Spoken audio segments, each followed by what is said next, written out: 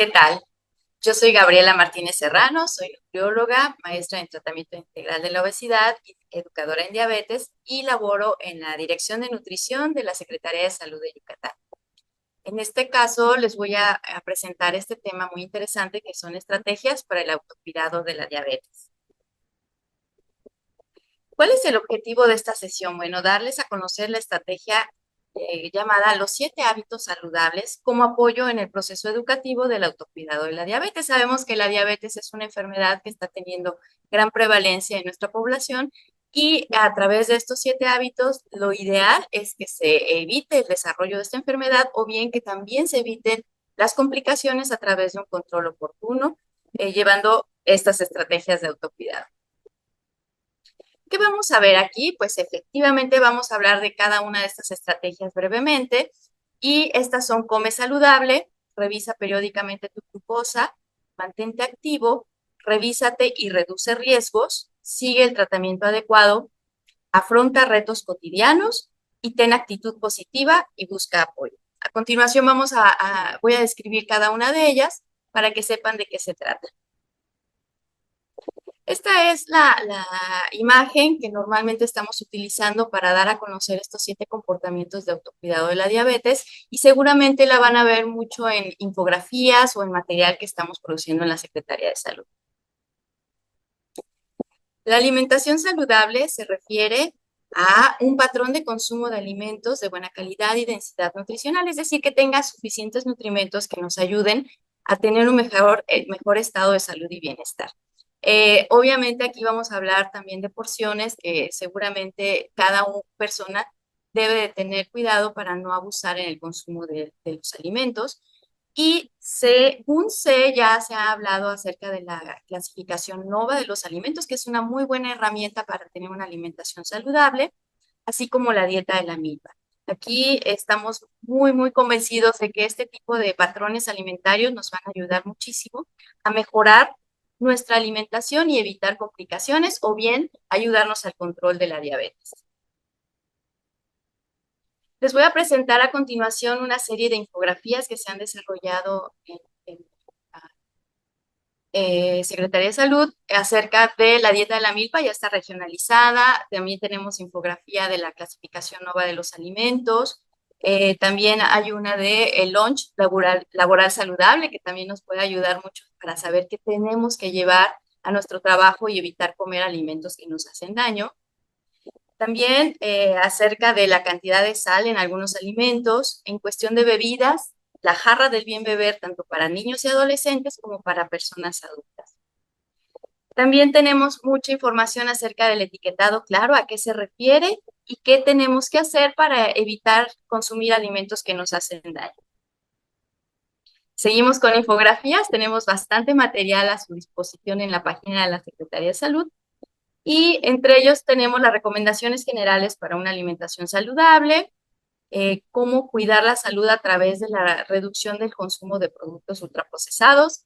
Ya se tuvo una sesión previa con respecto a este tema. Y además, algo muy importante, ¿cuál es la alimentación recomendada para el adulto mayor? Es una población que también debe tener ciertas características para evitar enfermedades como la diabetes.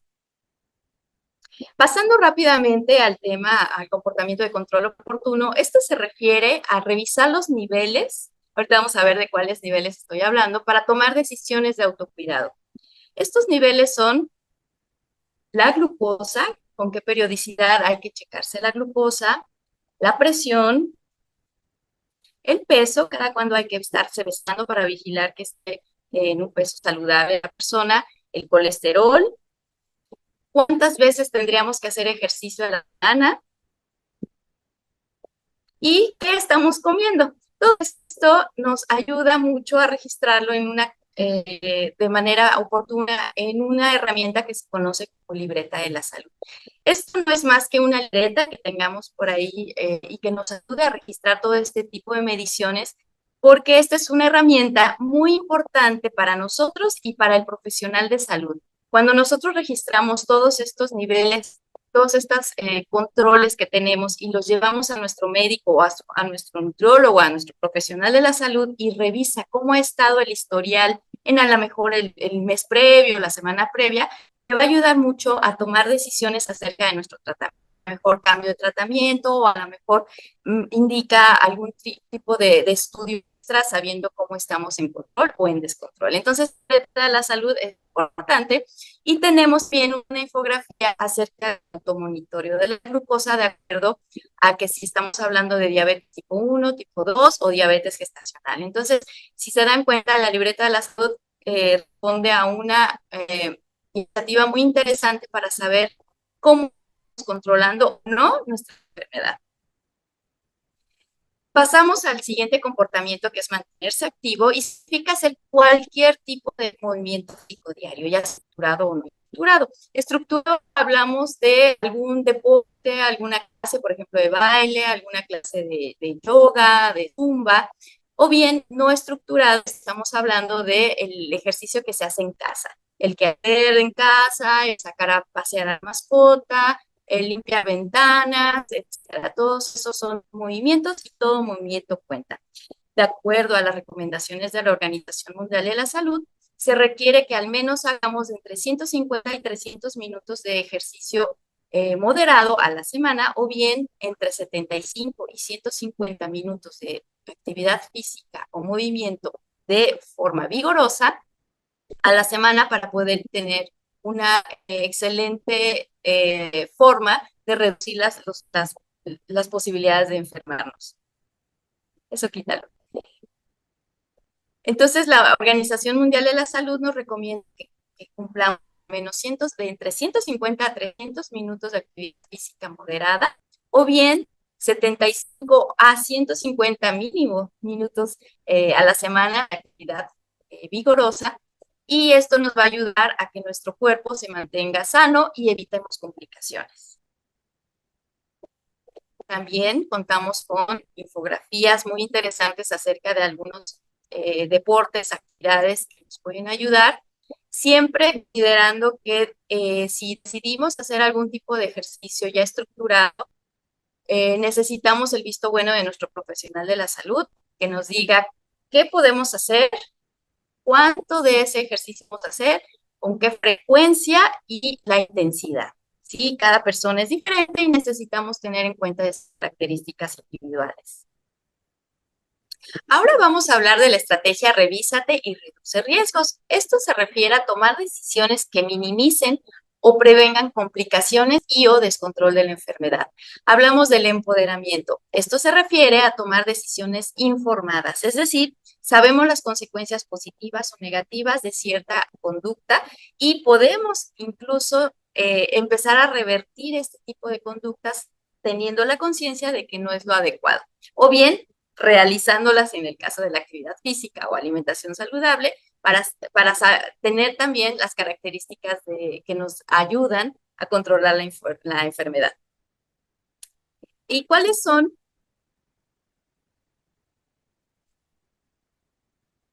estas decisiones que debemos de tomar a lo largo del autocontrol de nuestra enfermedad? Bueno, son verificaciones, son mediciones que debemos de tener regularmente y hablamos entonces de la medición, perdón, de la revisión bucal, que es tan importante estar considerándolas cada cierto tiempo, porque gracias a una buena revisión bucal constante podemos evitar muchísimos problemas en nuestros dientes. Así también como la revisión constante del peso corporal. No estoy hablando de que sea diario, periódicamente se tiene uno que estar checando para ver si no hay algún cambio en el peso.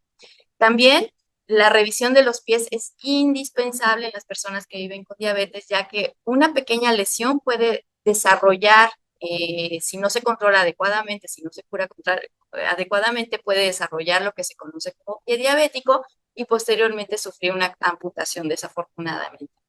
Tenemos que hacernos de muchísimas alarmas, muchísimas formas de recordarnos que necesitamos checarnos este tipo de valores constantemente, así también como la presión arterial, que cada vez que lo requiera el personal de salud, pues lo tenemos que realizar, así como los laboratorios de colesterol, triglicéridos, glucosa, etcétera, ¿no? El chequeo, el automonitoreo en casa a través del glucómetro también es muy importante establecerlo con el personal de salud y la visita al optometrista, al oftalmólogo para que nos chequen nuestra visión. Aquí tenemos una tabla de el componente y la frecuencia con la que debemos hacer. En cada consulta con el personal de salud nos va a checar el peso, la circunferencia de nuestra cintura, la glucosa. También a recomendación, pues nos va a mandar a hacer un análisis de la curva de tolerancia de la glucosa, la hemoglobina glucosilada cada 3 o 6 meses, no se tiene que hacer cada mes. La revisión de los pies sin signos de alarma es en cada consulta, pero independientemente de esta revisión de pies que hagamos o que nos haga el personal de salud, nosotros en casa debemos tener también esa revisión de pies constantemente, casi que diariamente. Y la exploración de pies completa sin signos de alarma es una vez al año.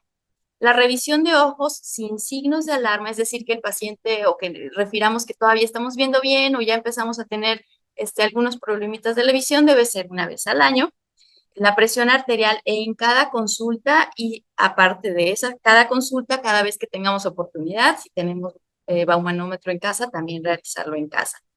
El colesterol total el colesterol total, el LDL y el HDL y los triglicéridos cada 3 o 6 meses, ese se realiza en el laboratorio. La microalbuminuria también se realiza en el laboratorio, es una vez al año. Y los dientes, lo que les comentaba de la revisión bucal, es cada 6 meses o una vez al año. Entonces, esta tabla nos va a ayudar mucho. Incluso podemos anotarla en nuestra libreta de la salud para que podamos tener acceso a ella y recordar este tipo de frecuencia. Ahora sí, les presento también una serie de infografías que tenemos en la página acerca de la salud de la mujer, el evitar las complicaciones de la diabetes, para prevención del pie diabético, como les comentaba. También qué quiere decir el colesterol, qué quiere decir tener un infarto, qué es la dislipidemia, qué problemas tenemos al tener obesidad. Es decir, tenemos muchísima información a la que podamos accesar para saber más acerca de cada uno de estos temas. Aquí hay otros tipos de infografías con información muy, muy interesante y fácil de leer y de entender. Pasamos al comportamiento, toma de medicamentos, que incluye seguir el tratamiento indicado, fíjense, indicado día a día, a la hora, en la dosis y con la frecuencia indicada durante el tiempo necesario. Es decir, en pocas palabras, hacerle caso a nuestro médico. Y significa esto que estamos siguiendo el plan de tratamiento que se desarrolló para nosotros en función de evitar las complicaciones de la enfermedad. Para esto es hacerse de los medicamentos completos, tener el calendario en nuestra libreta de la salud, cada cuánto hay que tomarla, este medicamento sirve para esto y hay que tomarlo cada tanto tiempo, así como empezar a ver si estamos llegando a las metas de control que va a medir el médico, nos va a decir si estamos haciendo las cosas adecuadamente o qué cambios o qué mejoras debemos de tener. El comportamiento de afrontar retos cotidianos es apoyar en la gestión de situaciones que tenemos fuera de nuestras manos. ¿A qué me estoy refiriendo? Bueno, la resolución de problemas cuando existe un embarazo en una persona que vive con diabetes, ¿no? El consumo de alcohol, que si se puede, no se puede, hasta cuándo sí, cuándo no. El transporte de la insulina, en el caso de que sea el tratamiento que nos solicitaron, ¿cómo voy a llevarme la insulina del centro de salud, del hospital, del consultorio hacia mi casa? ¿Cómo lo voy a transportar para que no sufra daños? ¿Qué problemas puede haber durante el periodo menstrual? También hay que considerarlos. ¿Qué voy a hacer cuando salga de vacaciones? Todos estos problemas, entre comillas, pues nos tenemos que sentar con el profesional de la salud para saber qué voy a hacer para seguir mi autocuidado de la diabetes. En los días de enfermedad, que cuando tengo gripa, cuando tengo alguna infección gastrointestinal, porque todo eso va a alterar los niveles de glucosa. ¿Qué va a pasar cuando tengo hipoglucemia? ¿A qué se refiere la hipoglucemia? ¿Qué tengo que hacer para evitarla? O cuando ya se presenta la hipoglucemia, ¿qué tengo que hacer para mejorar los niveles de azúcar? ¿Qué hacer en las fiestas? También es muy importante. El paciente, como pacientes estamos en un rol social que pues no estamos exentos de tener invitaciones a fiestas y querer ir a fiestas, como tener una vida normal, ¿no? Pero siempre hay que considerar el autocuidado en estas condiciones. Y toma de signos vitales, como ya les comenté. También tenemos muchísima información que podemos accesar a ella para saber qué hacer en caso de, por ejemplo, las señales de alarma en la mujer embarazada que vive con diabetes, hipoglucemia, cuando se nos sube la presión, porque a veces la diabetes no viene sola, también se acerca a la hipertensión arterial, las consecuencias del tabaco y del alcohol, hasta cuánto sí, cuánto no, independientemente, obvio, que lo platiquemos con el médico, ¿no? O el profesional de la salud. Y por último, la actitud positiva implica tener métodos saludables para afrontar las enfermedades, es decir, qué actitud voy a tener hacia mi enfermedad, la autogestión, las relaciones positivas con los demás, con la calidad de vida. Y más que las relaciones positivas con los demás, yo voy a empezar con la relación positiva con uno mismo. ¿Cómo está afrontando, aceptando sí o no la enfermedad que va a ser para toda la vida y necesitamos aprender a vivir con ella con una actitud positiva, que es más fácil decirlo que hacerlo, pero finalmente tenemos que tocar este tema. Y aquí vienen métodos de afrontamiento. Hay afrontamientos nocivos y vamos a ir cambiando eventualmente hacia un afrontamiento saludable. Un afrontamiento nocivo, aquí hay una lista pequeña de tantos que existen, como es el fumar, comer en exceso, no encontrar tiempo para hacer actividad física, evitar a la gente y las situaciones sociales. A veces hay un poquito de introspección, de soledad, de aislamiento, que estamos hablando de un afrontamiento nocivo, así como el beber alcohol, consumir drogas, etcétera. Y la intención es cambiarlo por un afrontamiento saludable a través de actividades en la fe, actividad física, meditación, pasatiempos, unirse a un grupo de apoyo. Se sabe que una persona tenga enfermedad, cualquier enfermedad o esté sana, se va a mantener más tranquila, con menos dolor y menos quejas cuando pertenezca a un grupo de canto, de baile, de meditación, cuando vaya a lo mejor a profesar alguna fe.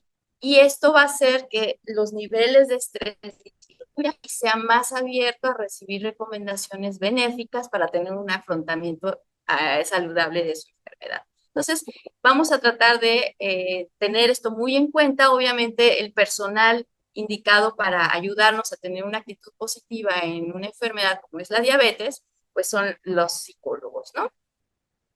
También tenemos bastante información acerca de esto en cuestión de salud emocional en el área laboral, qué sucede en el adulto mayor, que también transita por muchas situaciones de estrés, de soledad, de aislamiento, los tipos de violencia y los ciclos de violencia que hay que reconocer y ayudar a toda la familia a que los reconozca para evitarlos. Y finalmente, voy a cerrar este tema breve considerando que el equipo de salud tenemos la gran función de acompañar al paciente a que lleve a cabo cada uno de estos comportamientos que sabemos y ya está súper tratado de que sí sirven, sí ayudan a controlar tanto los niveles de glucosa, colesterol, triglicéridos, etcétera, hasta evitar complicaciones que se refieren a la diabetes. Entonces, nuestro papel de acompañamiento siempre va a estar presente, siempre con la responsabilidad de que el paciente es quien va a hacer las cosas. Nosotros vamos a dirigir, vamos a verificar que se lleven a cabo y vamos a aclarar dudas cuando las tengan. Pero finalmente el actor principal va a ser el paciente. Con esto termino mi presentación. Aquí están las referencias por si necesitan llegar a ellas y meter un poquito más de información a su saber. Les agradezco mucho.